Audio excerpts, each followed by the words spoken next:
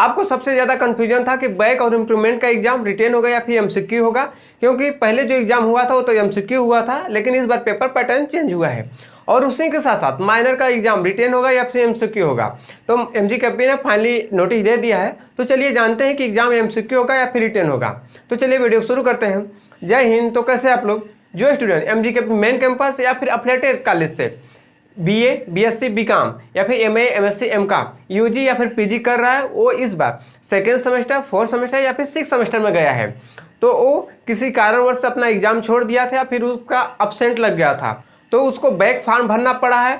और कुछ स्टूडेंट ऐसे भी होंगे जिनको कि अपना मार्क्स बढ़वाना है, उनको कम मार्क्स मिला है, तो इम्प्रूवमेंट का फॉर्म भरे होंगे। तो उनका एक क्वेश्चन था कि इस बार एग्जाम जो हो रहा है वो तो रिटेन ही होगा, पेपर पैटर्न चेंज हो गया है, लेकिन बैक इम्प्रूवमेंट वालों क्या होगा, रिटेन होगा या फिर एमसीक्यू होगा, ये पूरा कन्फ्यूजन चल रहा था। और उसके साथ साथ माइनर का एग्जाम कैसे होगा, रिटेन या फिर एमसीक्यू।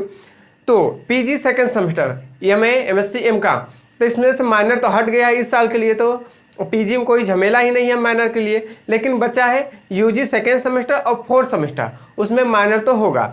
तो जो माइनर होगा तो वो एमसीक्यू होगा या फिर रिटेन होगा, क्योंकि जो नोटिस आया था पेपर पैटर्न चेंज का, उसमें इसका जिक्र ही नहीं किया गया था माइनर का, बैक और इम्प्रूवमेंट का कैसे एग्जाम होगा।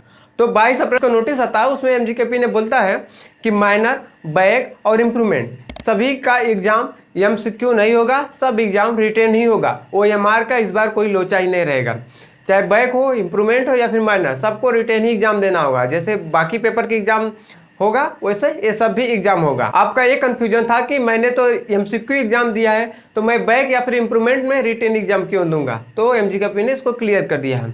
बाकी आप चाहते हैं आप अपने एग्जाम का अच्छा से तैयारी करना, चाहे बैक हो या फिर इम्प्रूवमेंट, चाहे रेगुलर एग्जाम, तो मैं आपके लिए एक बेस्ट मीडियम प्रोवाइड करता हूँ, जिसके थ्रू आप आराम से अपना एग्जाम का अच्छे से तैयारी कर सकते हैं। तो यहाँ पर मैं आपके लिए एक बेस्ट माध्यम सजेस्ट करता हूं, जो कि टारगेट गुरुकुल है। आप प्ले स्टोर में जाइए, वहां से टारगेट गुरुकुल एप्लीकेशन को इंस्टॉल करिए, फिर उसके बाद वहां सिंपली रजिस्ट्रेशन करिए, फिर उसके बाद आपको वहाँ यूनिवर्सिटी वाइज लिस्ट दिखेगा। तो आपका एमजीकेपी यूनिवर्सिटी है तो उसको आप सेलेक्ट करिए, फिर वहाँ से आप अपना आराम से बैच बाई कर सकते हैं।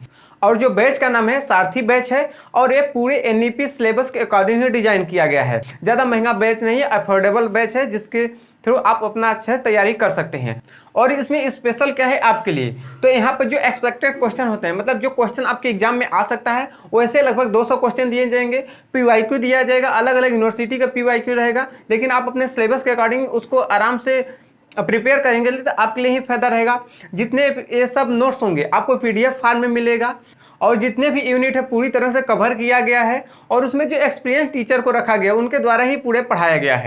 और इसमें आपको मॉडल पेपर मिलेगा और सपोर्ट ग्रुप का ऑप्शन भी मिलेगा। तो वीडियो के डिस्क्रिप्शन बॉक्स में टारगेट गुरुकुल एप्लीकेशन का लिंक है, जाकर आप वहाँ डाउनलोड कर लीजिए, रजिस्टर कर लीजिए, और बैच बाय करते टाइम आप कूपन कोड गुरुकुल 10 लगाते हैं तो आपको इस 10% का ऑफ भी मिलेगा। बाकी आपका कोई भी सवाल रहता है तो कमेंट सेक्शन में कमेंट करके पूछ सकते हैं। तो मिलता हूँ नए वीडियो में नए टॉपिक के साथ, तब तक के लिए जय हिंद, जय भारत।